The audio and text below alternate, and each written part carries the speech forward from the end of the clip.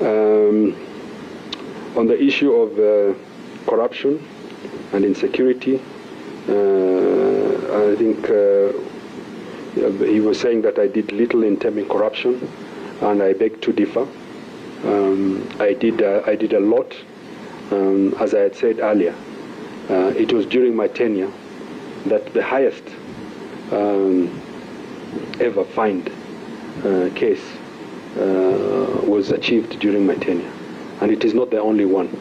There were about 4 cases that broke the ceiling in terms of the fines and the sentences that we were able to get as ODPP.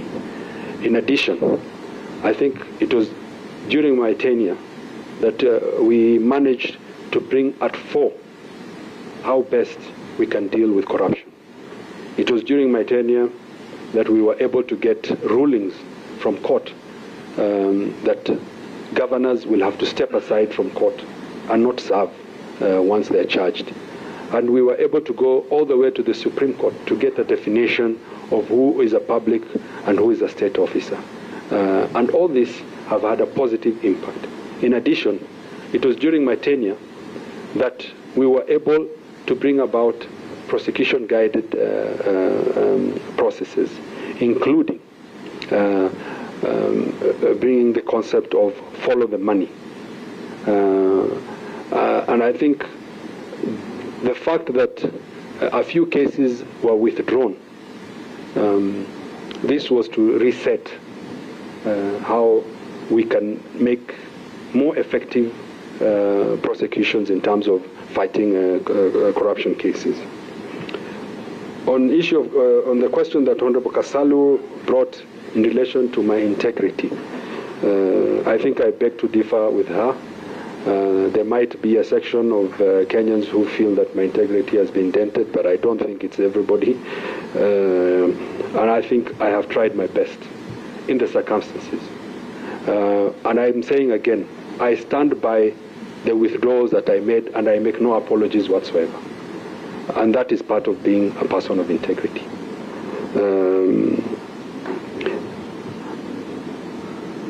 The other question that you asked is how I'm going to instill public trust. I think I have observed Chapter 6 as the Director of Public Prosecution. If you pick any of the values under Chapter 6 were in relation to integrity, I don't think there is even one that you can fault me on. The issue of withdrawal is a constitutional power that I was given. Nobody under the Constitution can come and question those powers. And if anybody wants to question how that decision was made, then there is a court of law. I have not seen anybody, except one case on which I think we will discuss at some point. None of those was I taken to court to be challenged on the decision that I made. There are sweeping statements that have been thrown at me, none of which have the requisite statements, including accusing me of saying that I was coerced and I made the decision under duress. At no point did I say that. Actually, what I said is I was coerced, but I did not succumb to any coercion whatsoever. And the kind of coercion that was meted at me, my house was broken into.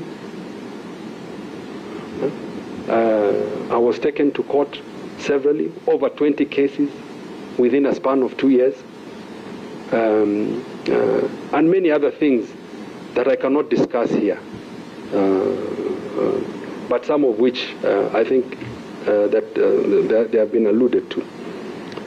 And this is not a gift, as you are trying to say, or a token from His Excellency the President.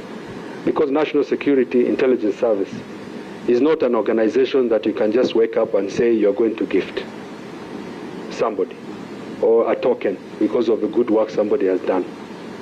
I think a lot of thought was put into this, and His Excellency the President must have seen the value of having me as his nominee, the Director General of National Intelligence Service. I think the